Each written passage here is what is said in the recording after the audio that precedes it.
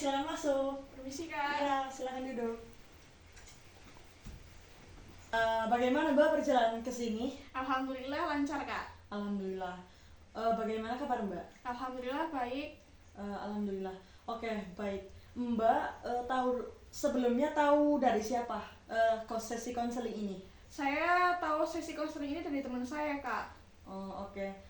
Sebelumnya Mbak sudah berapa kali menjalani ini sesi konseling ini? Saya baru pertama kali Kak. Oh, jadi pertama kali ya? Iya. Mbak tahu nggak apa itu proses konseling? Belum. Oke, baik.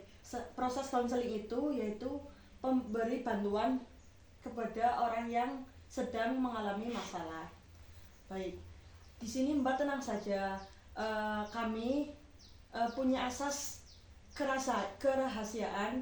Jadi Mbak mau cerita apapun agar hati Mbak pelong, kami akan menutup rapat informasi pribadi Mbak. Jadi tujuan Mbak kesini mau curhat masalah tentang apa Mbak? Aktivitas Mbak sekarang apa? Sekarang aktivitas itu sebagai pelajar Kak. Kelas berapa?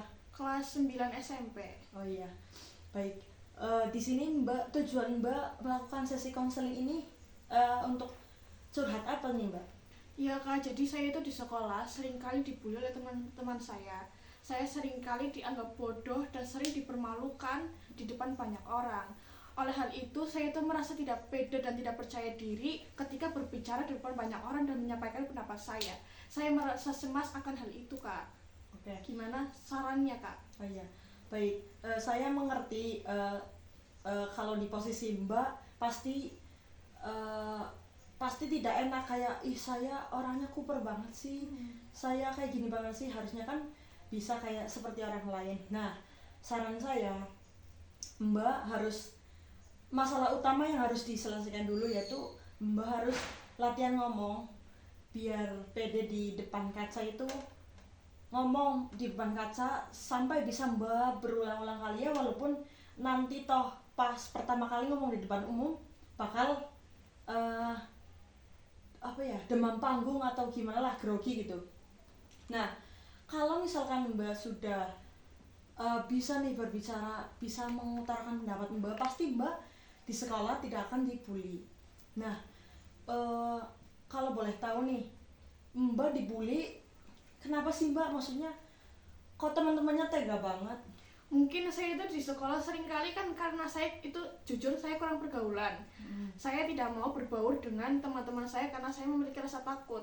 Dan oleh hal itu saya sering dikucilkan di kelas saya. Saya dianggap bodoh oleh teman-teman saya yang mungkin mereka memiliki jabatan di kelas seperti ketua kelas dan lainnya. Dan saya itu tidak memiliki jabatan apapun di kelas dan akhirnya saya dibully.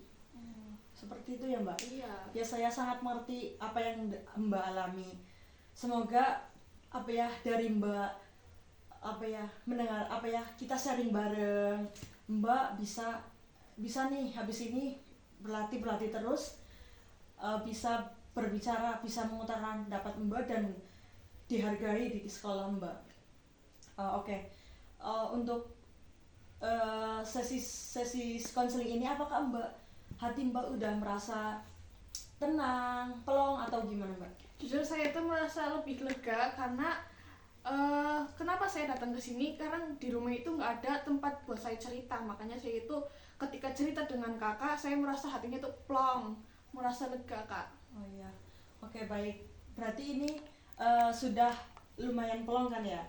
Oke, kalau semisalkan Mbak masih belum menemukan solusi atau hati terasa ganjal, Mbak bisa melakukan sesi konseling di lain hari. Oke. Terima kasih ya Mbak sudah. Iya Kak, saya juga terima kasih. Iya, sama-sama.